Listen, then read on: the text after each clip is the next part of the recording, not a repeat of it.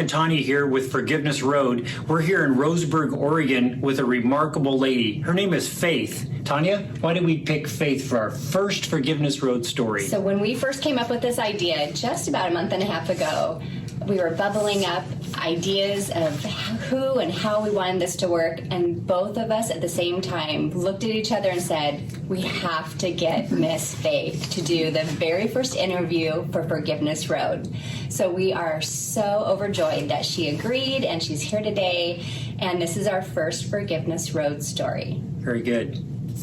Well, Faith, you've had a remarkable life. I have. I've had a blessed life. Very good. Well, we're here today to hear your story about Forgiveness Road, about a particular subject that's very close to your heart. Right. So tell us about your story. Well, it began as a child, but the most remarkable thing was after 35 years of drug addiction, I found myself ready to go to prison. I was waiting at the Douglas County Jail. I had decided that I couldn't stay clean, and they had given me the choice. I could either continue with our drug court program or just go straight to prison. And so I decided I wasn't able to stay clean, so I would just go ahead and get it over with. So I had told my probation officer I was ready to go, and I had to wait for a couple of days for the bus to come get me, to take me to Salem. And in that time, I decided I wanted to say goodbye to my daughter and my new granddaughter.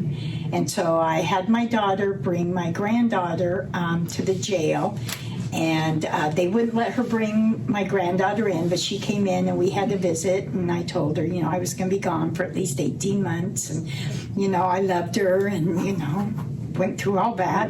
And so then after the visit, I told her, bring Brittany around to the side of the jail, and I could stand on my bed and look out the window and at least see her for one last time before I left. Wow. She wasn't quite a year old. And my daughter wasn't allowed to associate with me because of the drugs. Her husband, said, no, you got to stay away from her, which I understand now. I didn't then, but I do now. And so she brought Brittany to the side of the jailhouse, and me and all the girls I was in jail with stood on my bed, and we're screaming, and I'm pounding on the window, screaming, I love you, I love you. And so that night when I went to bed, I got the Bible and started reading in the Bible. And I cried and prayed like I'd never cried or prayed my whole life. And in fact, I kept half of the girls up all night because I was crying so loudly. And the next morning when I woke up, I went out into the general area, and, in jail, people talk about getting high all the time. Well, every time somebody would talk about getting high, I'd get sick to my stomach. And, about halfway through the day, I finally took one of my closest friends to the side, and I said, Patty, I turned my life over to the Lord last night. And she's looked at me and kind of rolled her eyes. I said, no, really. I said, I'm going to call Rita, who was my probation officer, and tell her I don't want to go to jail. And so we all laughed about that, And so, but I did. I called Rita and I said, you have to come see me. I turned my life over to the Lord last night. And she kind of, blew it off. And I said, no, really, Rita, you have to. And so she came, and she brought with her this lady, Chris Hooley, who was kind of involved in the drug court program here in Roseburg. And they spent about 5 minutes with me and were convinced and got me a hearing before the judge. And so I told the judge, he said, I understand you have something to say to me. And I said, yeah, I want to apologize first for, the contempt I've shown the court with, multiple arrests and, and dirty UAs and everything else, And I said, but I'm asking for a chance to be a grandmother to my granddaughter. And he kind of looked at me and he shook his head and he goes, you know, you're no stranger to this system, Faith. And I said, I know. I said, when I come to jail, I ask the guards if I have any mail because I use this for my home address.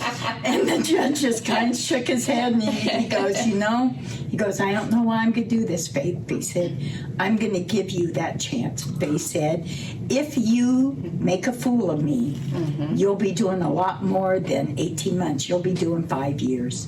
Wow. And he said, if you have one dirty UA in that 18 months. And he said, your probation is now 5 years probation instead of the 18 months.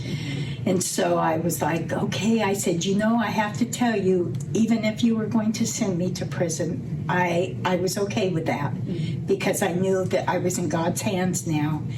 And so, you know, he let me out. It was on a weekend in Roseburg, though, where the 4th of July fell on the same time that we have Graffiti Weekend, which is when all the old cars come to town. And he said, Faith, I just think it's too big of a temptation, so you're not getting out till Monday. And so Monday at midnight, they let me out, and my daughter and her husband, who was not a big fan of Faith, you know, came and picked me up. And when I got in the car, my daughter told me, Mom, please don't wake up Brittany. She's teething, you know. And I said, okay. So I just kept rubbing her arm and stuff. And when we were getting out of the car, she woke up. And so we were up for a couple hours, and I got to see her take her first step from her mom to me. And that was God's first gift. And so when I had to report the next day to my probation officer, I took her a rose, and she goes, what's this for? I said, for allowing me the chance to see my granddaughter take her first step. So we were crying, you know, and everything. And I was totally changed. I stayed with my daughter for a week, and then I went to the Women's Mission and got a job, did all my meetings and everything, and went to Wellsprings Bible Fellowship. At that point, it was First Conservative Baptist, and got involved in prison ministry. Wow. And so I had to do a lot of paperwork to be able to go into the prisons, being a felon.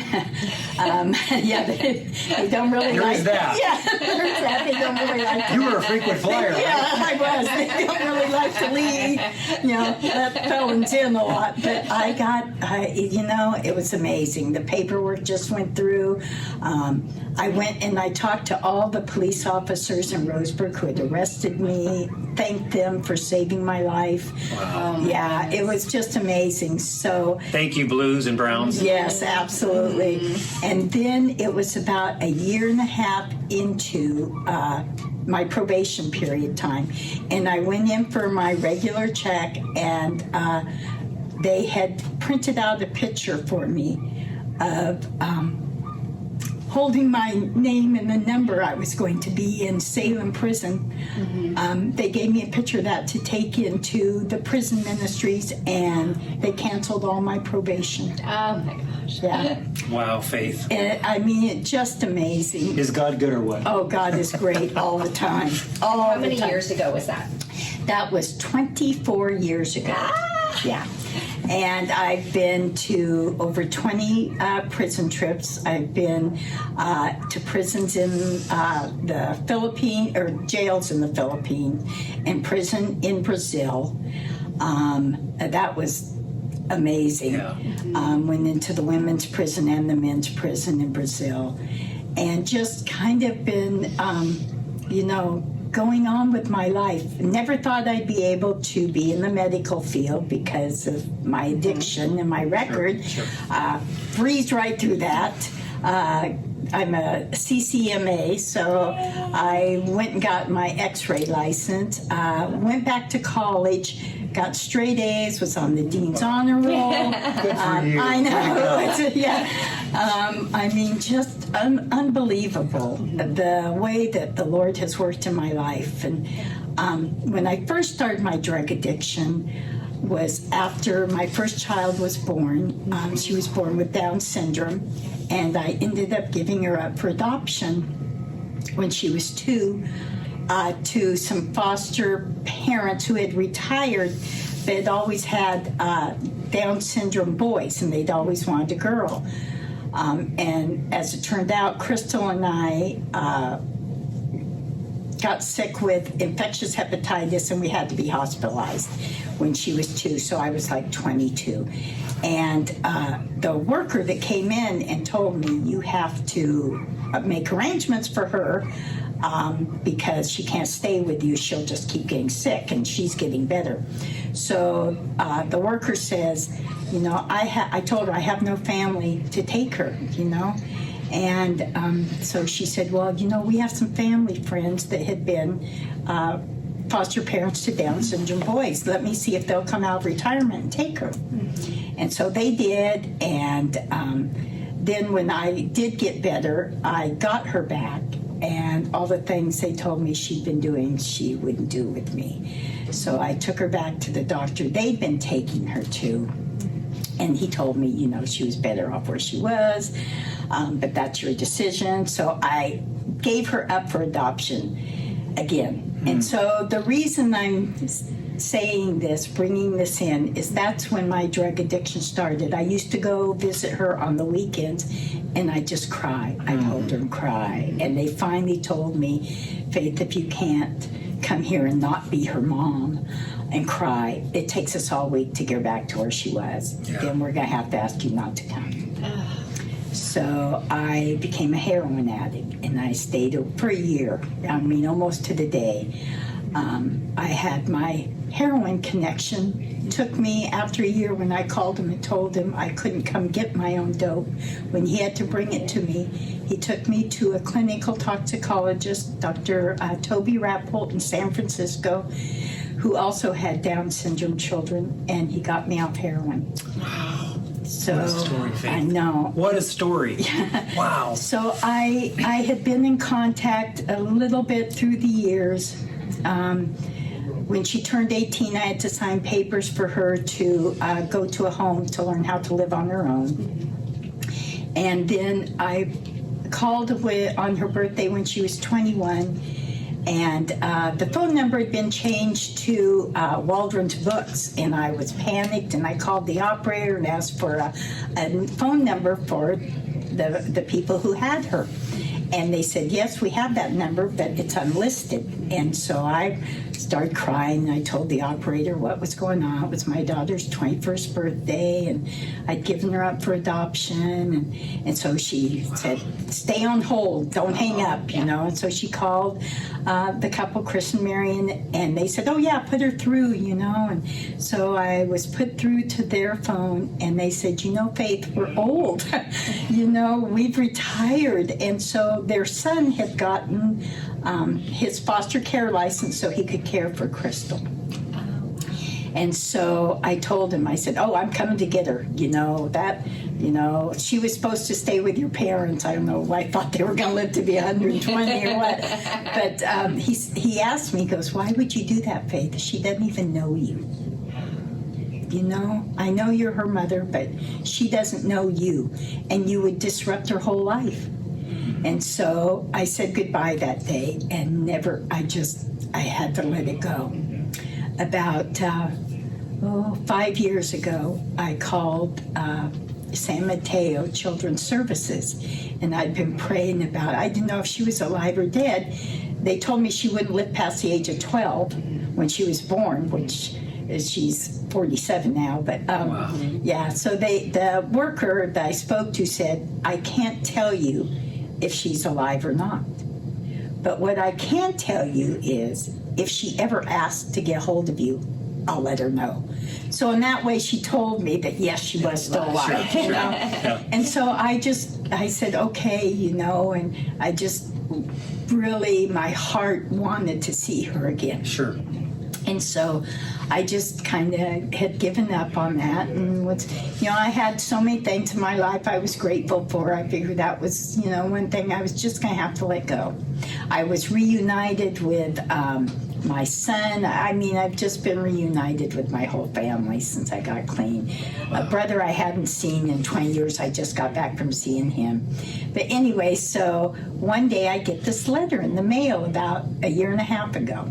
And it's a registered letter, and I told my granddaughter who lives with me, I said, it's either about hearing aids or cremation services or, once you turn 65, you get all that stuff in the mail. And so I told Brittany, I said, I don't even know if I'm going to go pick it up. And so that notice sat on our kitchen table for about 4 days. Wow. And I went home one day at lunch from work to take our dogs for a walk, and because it was sunny, and I knew they need to get out of the house and get in the sun. And I thought I was just getting ready to throw it in the trash, had over the trash and was going to throw it away. Looked at my watch and went, oh, I have 20 minutes. I might as well just go pick it up. Went, picked it up, and it was from a disabilities employment service. And I thought, oh, they must be asking for donations or something. And was getting ready to throw the letter away and saw a crystal joy in the. Oh. And I looked at it again, and it was, they told me how they'd really struggled over whether to even get a hold of me. But to rest assured, if I didn't answer this letter, that would be the last communication they did with me for my privacy. They wouldn't bug me or anything. And so, of course, I called them and made a trip down to San Francisco and met her. Oh, wow. And it was amazing. She came walking out of the back, had never met me before, hadn't seen a picture of me, and she goes, that's my mom. Wow. And we spent the day together. I spent 2 days down there, and then that was in March. And then I went back down for her birthday in August, and then she came up to meet the whole family last Thanksgiving.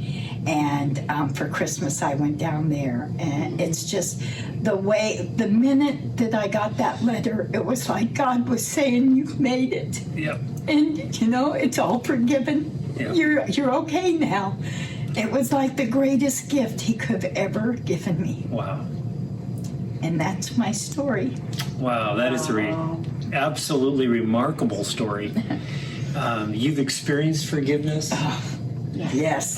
Talking with you, I know you've extended forgiveness to others. And it's been a long journey, hasn't it? It has. And lots of windy turns. Oh, boy. And detours and all those kind of things on your And journey. wrecks. And, Wrecks, exactly. So I remember going into prison with you. Yes.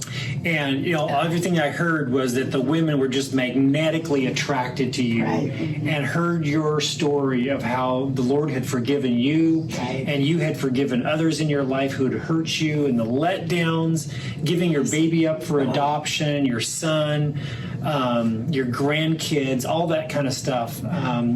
You've just had a remarkable life, I Faith. have. And God has been so good to you. Oh, and all the way through my life, I never saw how he was working in my life. And now I look back and I think, how could I have missed that? I mean, I always joke that it takes a brick wall to fall on me, and it really does. I mean, it's been amazing. He's been with me through so many things that And this is one of many, many, many stories. So we are actually encouraging Miss Faith to write her own book. Yes, write her your own book, story, Faith. and we will proudly have that on Forgiveness Road. Yes. We may even just come back when we're coming through and interview her. An again, interviewer 'cause she for the has- book. For the book. And she has just an incredible life story. And we are just so honored that she would meet with us and be our first forgiveness story. That's right. We love and adore you. And I love and adore you. And another story, though,